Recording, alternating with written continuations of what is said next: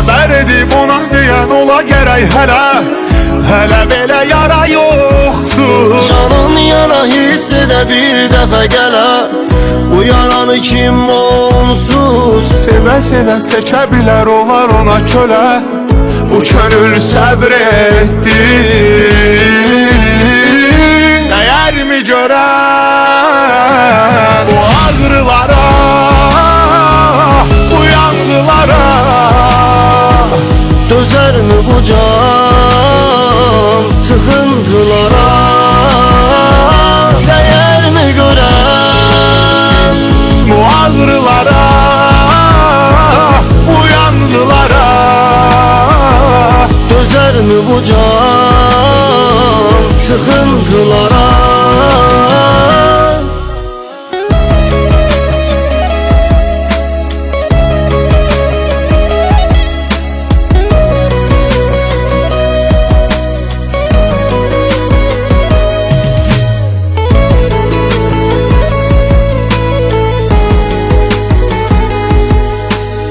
Gecə o darıxaraq ürəyə də yaza, hərfərif oxuyardım. Yox olsa da yazdığı versə də cəza, yenə mənə hava xoşdur. Güman edib hər an onu yolun ağlaza, bu yolun ərzü dərddir.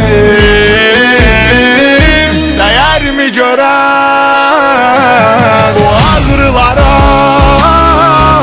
bu yanğılara? Dözərmi bu can sıxıntılara? Dəyərmi görən bu ağrılara, bu yanğılara? Dözərmi bu can sıxıntılara? Dəyərmi görən bu ağrılara, bu yanğılara?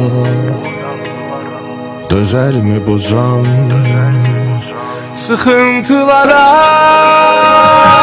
Dəyərmi görən bu ağrılara, bu yanğılara? Dözərmi bu can sıxıntılara?